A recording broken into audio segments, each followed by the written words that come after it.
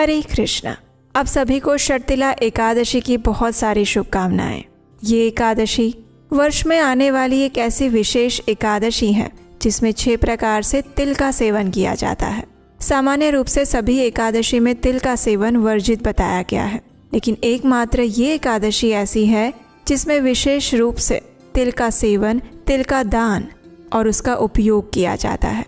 तो चलिए ऐसी अत्यंत पवित्र और विशेष षटतिला एकादशी के अवसर पर हम उससे जुड़ी हुई इस सुंदर पौराणिक कथा का श्रवण करते हैं। आइए आज की षटतिला एकादशी व्रत कथा आरंभ करते हैं। एक समय दालभ्य मुनि ने पुलत्स्य ऋषि से पूछा, हे ब्राह्मण देव, इस मृत्यु लोक में लोग अनेक प्रकार के पाप कर्मों में लिप्त रहते हैं। कृपया आप बताइए कि उनके पापों के फल स्वरूप उन्हें मिलने वाली इस नारकीय गति से उनका उद्धार कैसे हो सकता है।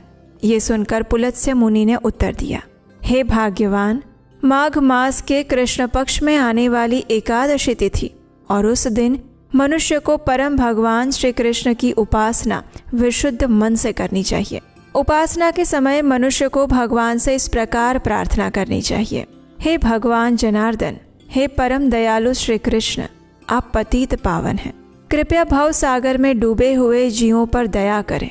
हे परब्रह्म, हे परम जगन्नाथ, हे भगवान, कृपया अपनी प्रिया श्री लक्ष्मी देवी के साथ मेरी उपासना स्वीकार कीजिए।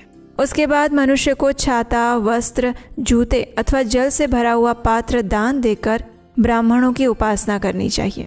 अपनी क्षमता अनुसार व्यक्ति को काली गाय और तिल श्रेष्ठ ब्राह्मणों को दान देने चाहिए।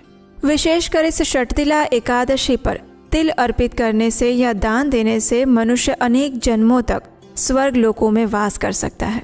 इस दिन व्यक्ति को तिल से मिश्रित जल में स्नान करना चाहिए। तिल का लेप अपने शरीर पर करना चाहिए। तिल के बीज से मिश्रित जल से पितरों को आहुति देनी चाहिए। तिल से अग्नि होम करना चाहिए। तिल खाना चाहिए और उसका दान देना चाहिए। ऐसा करने से मनुष्य के समस्त पाप नष्ट हो जाते हैं और इसीलिए इस एकादशी का नाम षटतिला एकादशी रखा गया है। जब नारद मुनि इस एकादशी का महात्म्य जानने के लिए भगवान श्री कृष्ण के पास गए तो उन्होंने उन्हें ये सुंदर कथा कह सुनाई। भगवान श्री कृष्ण ने कहा, प्राचीन काल में एक ब्राह्मणी स्त्री थी। वो दृढ़ता से ब्रह्मचर्य का पालन करते हुए भगवान की उपासना करती थी। उपासना के साथ अनेक प्रकार के व्रतों का पालन करने के कारण वो क्रमशः अत्यंत कमजोर और पतली हो गई। वो निर्धन ब्राह्मणों और अविवाहिता कन्याओं को दान देती थी, लेकिन उसने ब्राह्मणों और देवताओं को अन्न दान करके कभी भी संतुष्ट नहीं किया। हालांकि वो ब्राह्मणी एक पवित्र आत्मा थी, लेकिन फिर भी उसने कभी भूखे लोगों को भोजन अर्पित नहीं किया था। उसकी परीक्षा लेने के लिए मैंने अपने हाथों में एक भिक्षा का पात्र लिया और एक भिक्षुक का रूप धारण करके भिक्षा मांगने के लिए उसके घर के द्वार पर पहुंचा। मुझे देखकर ब्राह्मणी ने कहा, हे ब्राह्मण, कृपया मुझे बताइए कि आप कहाँ से आए हैं। मैंने ऐसा अभिनय किया कि मैंने सुना ही नहीं और फिर से भिक्षा मांगने लगा। इस बात से क्रोधित होकर उसने एक मुट्ठी मिट्टी लेकर मेरे भिक्षा पात्र में डाल दी और ये देखकर मैं अपने धाम में वापस लौट आया। शीघ्र ही कठोर व्रतों के पालन के कारण वो ब्राह्मणी भी मेरे धाम लौट आई। क्योंकि उसने मुझे एक मुट्ठी मिट्टी अर्पित की थी, इसलिए उसे एक सुंदर घर मिल गया, लेकिन उसके घर में अनाज नहीं था। वो घर खाली था। क्रमशः संपत्ति के अभाव में वो अधीर हो गई। उसके बाद वो क्रोध के आवेश में मेरे पास आकर कहने लगी, हे जनार्दन, मैंने यथाइष्ट कठोर तपस्याएं, व्रत और भगवान विष्णु की उपासना की थी, फिर मैं अन्न और संपत्ति से विहीन क्यों हूँ। तब मैंने उस ब्राह्मणी से कहा, हे ब्राह्मणी, तुम भौतिक संसार से अभी यहाँ आई हो, अब कृपया अपने घर लौट जाओ। कौतूहलवश देवताओं की पत्नियां तुम्हारे घर में दर्शन के लिए आएंगी।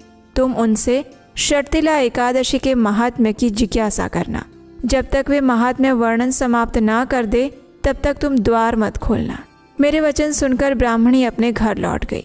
एक दिन ब्राह्मणी अंदर से द्वार बंद करके अपने घर में बैठी थी और उस समय कुछ देव पत्नियां वहां आकर बोली, हे सुंदरी, हम यहाँ दर्शन के लिए आई हैं, कृपया द्वार खोलो।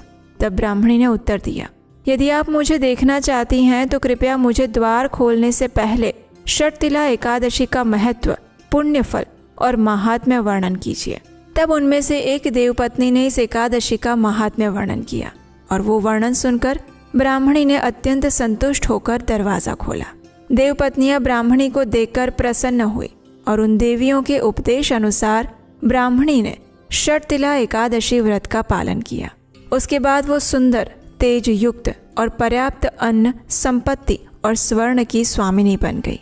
इस एकादशी का पालन करने से मनुष्य का दुर्भाग्य और दरिद्रता दोनों ही दूर हो जाती हैं। अगर कोई इस दिन तिल का दान करता है तो उसके समस्त पाप कर्म के फल नष्ट हो जाते हैं और किसी को भी केवल ये फल प्राप्ति के लोभ से ही ये व्रत नहीं करना चाहिए। और इस प्रकार कथा का समापन करते हुए भगवान श्री कृष्ण ने कहा, हे नारद मुनि, माघ मास के कृष्ण पक्ष में आने वाली ये षटतिला एकादशी हर प्रकार के पापों का नाश करती है और इसलिए प्रत्येक मनुष्य को पूर्ण श्रद्धा और भक्ति के साथ इस व्रत का पालन करना चाहिए और 6 प्रकार से तिल का सेवन करना चाहिए, तथापि उसका दान देना चाहिए। तो ये थी आज की षटतिला एकादशी की पौराणिक कथा। आइए अब हम षटतिला एकादशी के उपलक्ष्य में एक और सुंदर पौराणिक कथा का श्रवण करते हैं।